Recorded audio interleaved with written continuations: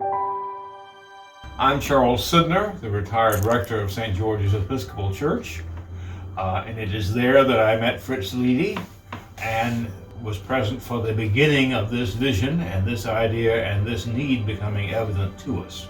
That happened as one morning in February when it was quite cold, and we gathered for our little Brotherhood of St. Andrew meeting for Bible study and prayer and discerning what action we were supposed to be taking. And we met a fellow who, I guess, had spent the night in front of the church, and he was not too sober or not too drunk, but he joined us. Fritz insisted he come in, and we had coffee and donuts, and he told us his story.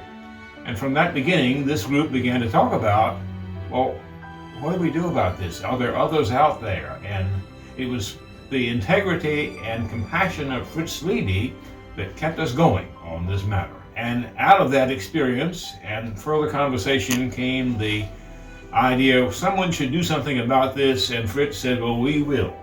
And so we took our money out of our coffee can and bought an ad in the newspaper and invited all members of the public who were interested in the problem of homelessness in Fredericksburg to a meeting at St. George's Church. So I went to that meeting, and by the end of the meeting, I was on the board of what would become Hope House. It was just our vision at that point. Fritz proposed that we needed to have three categories to begin this exploration.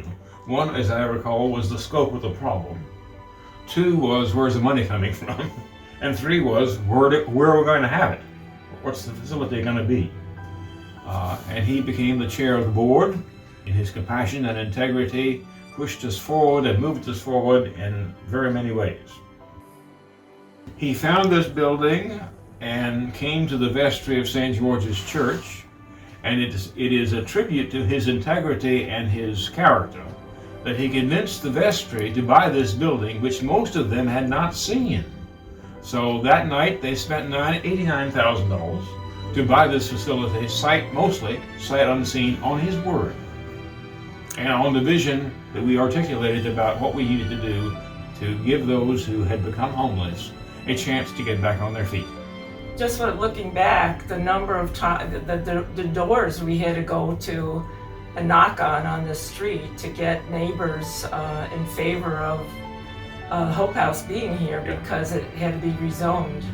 And I think when we got discouraged, and at times we did, because we also had many meetings with City Council, Fritz was an inspiration to us, and he helped us keep in mind the end vision. This is certainly a place for people to get back on their feet, because everybody wants their own home and their own place to call home.